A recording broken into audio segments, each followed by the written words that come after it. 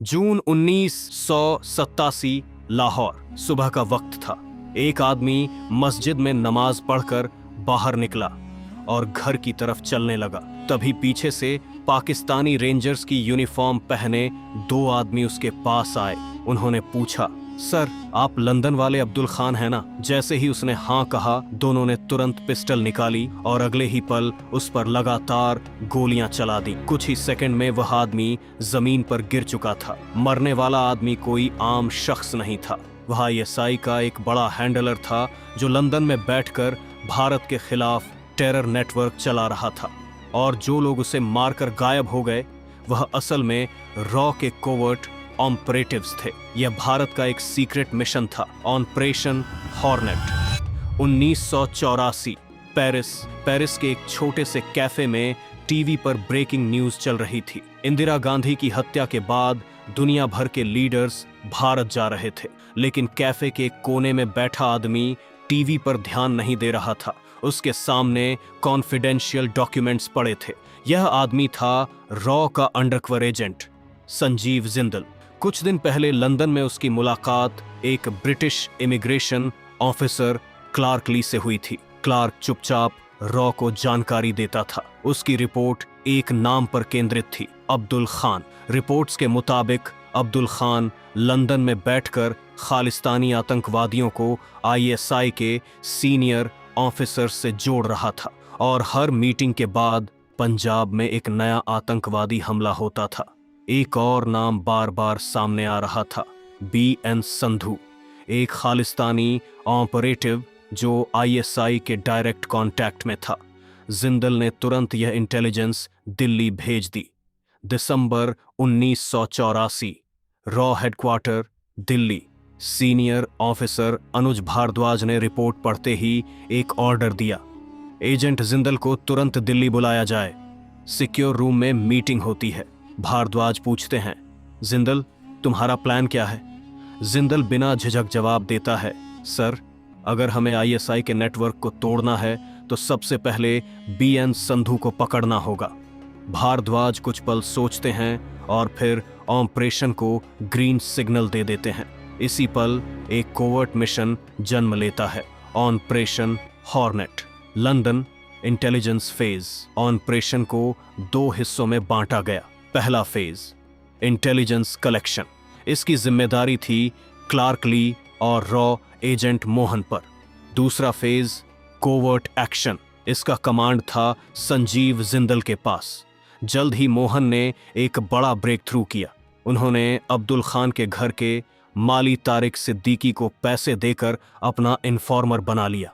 अब तारिक हर जानकारी देने लगा, कौन घर आ रहा है, कौन सी गाड़ी, कौन से लोग। और इन लोगों में सिर्फ आतंकवादी ही नहीं थे बल्कि आईएसआई ऑफिसर्स और पाकिस्तानी आर्मी के लोग भी शामिल थे।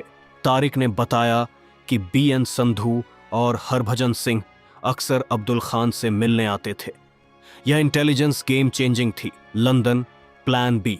इसी बीच क्लार्क ली ने एक और आदमी को ट्रैप किया। उसका नाम था अमरजीत सिंह, हरभजन का कजिन। अमरजीत लंदन में असाइलम लेने आया था। ऑफिस के अंदर मोहन ने उसे सीधे कॉन्फ्रंट किया, तू इंडिया में पुलिस वालों को मारकर यहां आया है। अमरजीत कांप गया। क्लार्क ने उसे एक डील दी, अगर तुम हरभजन सिंह के बारे में जानकारी दोगे तो हम तुम्हारी मदद करेंगे। डर के मारे अमरजीत मान गया। अब रॉ के पास दो इन्फॉर्मर्स थे। अगस्त 1985, फर्स्ट एलिमिनेशन। कुछ महीनों बाद कंफर्म इंटेलिजेंस मिलती है। हरभजन सिंह इस्लामाबाद गया हुआ था। एक दिन हाईवे पर उसकी कार चल रही थी। तभी अचानक गलत दिशा से आता एक भारी ट्रक उसकी कार से टकरा गया। टक्कर इतनी जोरदार थी कि कार तुरंत आग पकड़ गई। हरभजन सिंह जिंदा जलकर मर गया। ऑफिशियल रिकॉर्ड में यह एक एक्सीडेंट था, लेकिन असल में यह रॉ का कोवर्ट एलिमिनेशन था। California network exposed. अब अगला टारगेट था अवतार सेठी, एक बिजनेसमैन जो खालिस्तानी टेरर नेटवर्क को फाइनेंस करता था। रॉ ने एक नया प्लान बनाया। एक भारतीय युवक हरप्रीत आहूजा को अंडरकवर भेजा गया। आहूजा ने सेठी की कंपनी ज्वाइन कर ली। अगले कुछ महीनों में उसने सेठी के पूरे फाइनेंशियल नेटवर्क की डिटेल निकाल ली। आईएसआई, ऑफिसर्स, बैंक ट्रांसफर और सीक्रेट रूट्स। आखिरकार भारतीय डिप्लोमेट रंजन गुप्ता ने सेठी को कॉन्फ्रंट किया। उसके सामने बैंक रिकॉर्ड रख दिए।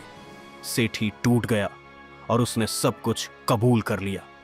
27 लोगों की लिस्ट मिली जो भारत में रहकर आईएसआई के लिए काम कर रहे थे। फिर शुरू हुआ एक साइलेंट क्लीनअप।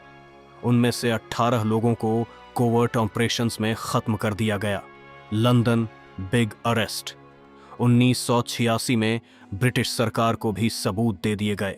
रिजल्ट तुरंत आया। लंदन पुलिस ने बीएन संधू को गिरफ्तार कर लिया। आईएसआई का पूरा नेटवर्क हिल गया, लेकिन एक आदमी अभी भी आजाद था, अब्दुल खान। उसे लग रहा था रॉ का टारगेट संधू था, वह नहीं, और यही उसकी सबसे बड़ी गलती थी। जून 1987, लाहौर। सुबह का वक्त था।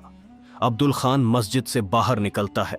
पीछे से पाकिस्तानी रेंजर्स की यूनिफॉर्म पहने 2 आदमी उसके पास आते हैं। एक पूछता है, भाईजान, आप लंदन वाले अब्दुल खान हैं ना? अब्दुल खान कहता है, हाँ मैं ही हूं। अगले ही पल दोनों पिस्टल निकालते हैं और 9 गोलियां उसके सीने में उतार देते हैं। कुछ ही सेकंड में सब खत्म हो चुका था। हमलावर मोटरसाइकिल पर बैठकर गायब हो गए। ऑफिशियल रिपोर्ट में इसे बिजनेस राइवलरी बता दिया गया, लेकिन आईएसआई हेडक्वार्टर में सब जानते थे कि यह कोई सामान्य हत्या नहीं थी।